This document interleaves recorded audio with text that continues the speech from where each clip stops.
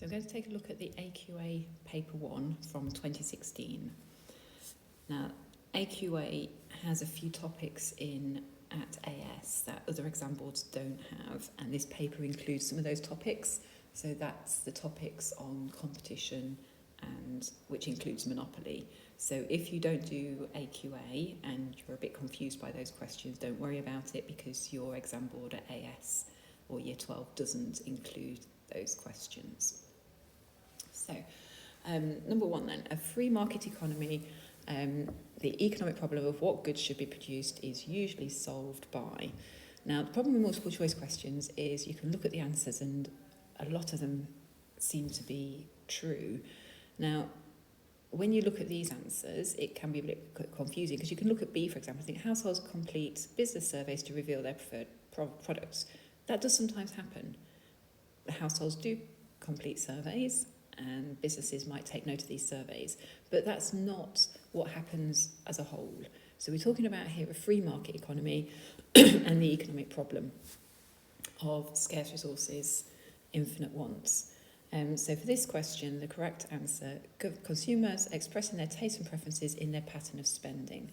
So we demand goods and services, and if we demand more, then firms are likely to supply more. So they look at what we're buying when they decide what they're going to supply.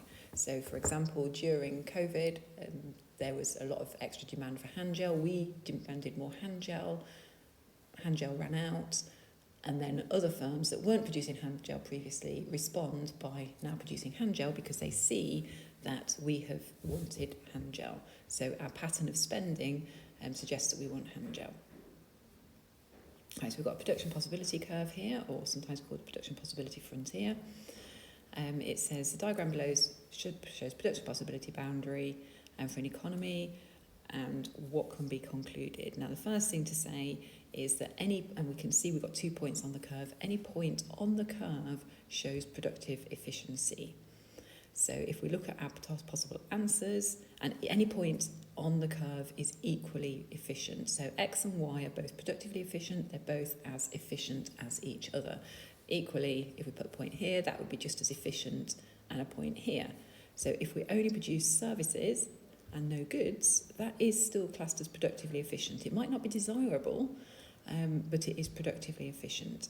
So if we look at our correct answers, if you look at the bottom, point X and Y are productively efficient. They're both on the curve, they're equally efficient. Where they produce depends upon consumers' demand. So it might be that consumers want more goods and fewer services, in which case they produce at X, or maybe they want equal of each, in which case they produce at Y. But in terms of productive efficiency, any point on the curve is productively efficient.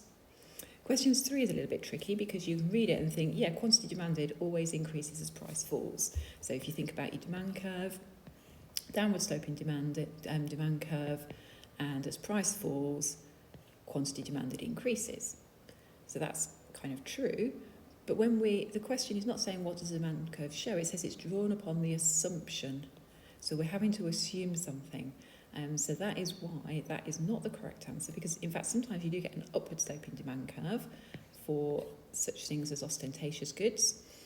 The correct answer is that we use this thing called ceteris paribus, where we assume everything else is constant. So when we're drawing the demand curve, we're just changing price, we're not changing anything else. So you might be drawing a demand curve for ice creams and looking at what the price of ice creams are at on different days, different prices, but you need to make sure you're doing that on the day when the weather's the same. So it's no good putting your price down on a hot day, seeing the demand has increased and thinking the demand has increased just because of the price going down. The demand has probably increased because it's a hot day. So when we draw a demand curve, we assume everything else is constant. Right, so here's the first question, which most exam boards don't do until Year 13. So monopoly can provide an example of market failure because firms with monopoly power, well, the thing about firms with monopoly power is they generally charge a high price and they have a lower output. So think about firms which are the only firm in the industry, they've got no competition, so they can charge a high price. So the correct answer for that is B, so may produce a lower output, less efficiently. There's no need to be efficient because they've got no competition, than would be supplied in a competitive market. So in a competitive market, firms are striving to be efficient so that they can lower the prices. Right, so cross-elasticity of demand is percentage change in quantity demanded of good A over percentage change in price of good B. If you've got a positive cross-elasticity of demand, that means that as the price of one good goes up, the demand for the other goes down. So if the price of, for example, Mars bars the other one, A goes up, quantity goes up. If the price of Mars bars goes up, then the demand for Snickers is going to go up because people buy less Mars bars, more Snickers. Mars bars and Snickers we know are substitutes. Number 6, so agricultural products are subject to large fluctuations in price. So all of these are about either supply or demand and elasticity. So the key thing about agricultural products is supply varies a lot because of the weather. And so it's not really anything to do with the demand changing for agricultural products. We're still demanding the same amount of potatoes one year to the next, but the supply of potatoes might change because of the weather. So we can get rid of the demand ones straight away. So then we've got to think, well, supply of agricultural products is price elastic in the long run, or supply of agricultural products is price inelastic in the short run. So they're two quite different answers. When supply is inelastic, that means that it's hard to increase supply. And usually that's because things take time to grow. So hard to increase supply because things take time to grow. So supply of agricultural products is price inelastic in the short run. So you can't suddenly increase the supply of potatoes because it takes many months for them to grow. Question 7 is a calculation. So it's always best to start off with your formula and to put into your formula anything you know to find out what you don't know. So for PES, percentage change in quantity supplied over percentage change in price. So we've been given 0.8 and we've got our change in price is from 800 to 1,000. So we need to work out the percentage change. So the percentage change is going to be our change, which is 200, over our original, which is 800, times by 100. So 2 over 8, that's a quarter. So that's going to be 25%. Put that on the bottom. And then we've got our percentage change in quantity supplied on the top. So then we can find out our percentage change in quantity supplied, as that is going to be 0.8 times by 25%. So 0.8 times by 25% is going to be 20. So our percentage change in quantity supplied is 20. So we then need to go look at our original, which is 200, and we need to work out 20% of 200. So that's going to be 20 over 100 times by 200. Cancel the zeros, which leaves you with a 40 increase in quantity supplied. So our original is 200, we've changed by 40, so it's going to increase to 240, 200 plus 40. Right, next question. A reduction in the market price of a firm's product will always result in an increase in its profits or reduction in its losses if. So if you reduce your market price, then you're going to get more demand. You're going to then increase, if you're selling more, you're going to increase your costs. So if we look at it's a slightly confusing one. So you sell more. So if you're selling, go back to ice creams example, you reduce the price of ice creams, you're going to sell more, but you're going to have to buy more ice cream. So we've got to look at the relationship between the extra revenue we get from selling and the cost of buying the ice cream. So if we increase the total revenue by more than the total costs, then that's going to be a good thing. Number 9, we've got an average total cost curve for a firm. They're producing at an output of OX. The firm's productive efficiency will improve if, well, they're at the lowest point on their average cost curve already. So they're already in a good place. They're already productively efficient. So how can they be even more productively efficient? Well, they'd be even more productively efficient if we had a shift in the average cost curve. So that means their costs are even lower. So you're going to shift downwards. So instead of costs being at C1, costs would now be at C2, and you want lower costs. Right, labour productivity. So labour productivity refers to the amount that the labour produces maybe per hour or perhaps per day. So each worker that you employ is producing more in a given time period. So all of these answers are slightly confusing. So if we look at the first one, output falls at a slower rate than the fall in number of workers. So what they're saying is you're getting rid of some workers, but your output isn't falling by as much. So maybe your number of workers is falling by 20% and your output is only falling by 10%. So that's got to be a good thing. 20% of your workers are going, but your output's only fallen by 10%. That means that labour productivity has increased. Number 11. So this is again something that is not in the other exam boards in year 12. So which of the following is the best indicator of the degree of competition in an industry? So what we're talking about with competition is like how many firms are there in the market. And one thing that we do use when we particularly talk about this with oligopoly is the concentration ratio. So that's referring to the percentage market share of the biggest firms. So if you've got a small concentration ratio, then that means that you've got the biggest firms take up a small proportion of the market, which means you're likely to have lots of firms in total. If you think about the supermarket industry, that's quite a high concentration ratio. If you take Tesco's, Asda and probably Sainsbury's, between the three of them, they take up a big chunk of the market. So that's a high concentration ratio. So we've now got a question about private sector firms. Which is most likely to be the most competitive, i.e. lots of firms in the industry? Well, if you've got lots of firms in the industry, then your profit is likely to be low. If you've got lots of firms in the industry, it's because it's easy to enter the industry. So the barriers to entry are low as well. This is an unusual question. So we've got 4 long-run cost curves. They all look slightly different. And it says the firm has an annual output of 400,000 units per year. All things being equal, which of the following is most likely to enable the firm to achieve monopoly power? Well, if the firm achieves monopoly power, that means they're probably wanting to have more than 400,000 units.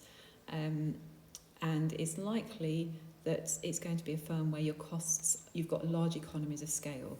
So here, you've got to 50,000. We're talking 400,000 here. So a firm producing 400,000 is going to be like way up here with really high average costs, right?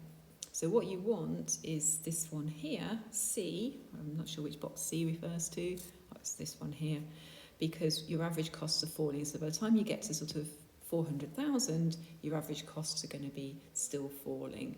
Whereas with all of the others, apart from this one here, all the others, your average costs are going to be rising, and therefore the firm doesn't really want to be producing 400,000 because your average costs are going to be rising too much. Right. Public goods. Now this is a strange question. So public goods, non-excludable. So we have to think, what does it mean by non-excludable? Well, non-excludable is where you can't stop anyone from using the product. So for example, a street light, you can't stop people from using a street light. But none of these are saying that. So you've got to read between the lines a little bit. So what does it mean by you can't stop people using it? Well, people can use it without paying for it.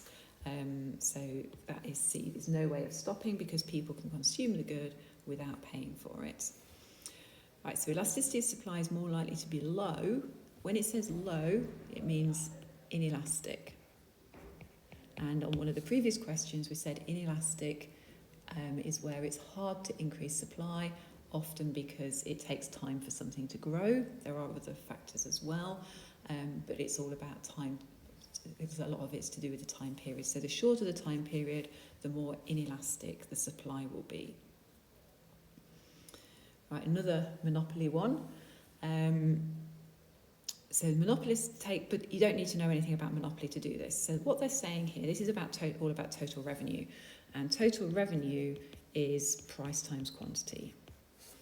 So it says the monopoly, a price charged by the monopolist is S. So when the monopoly is charging price of S, the total revenue is area A plus area B. It then says if it is a competitive market, the price would be OR.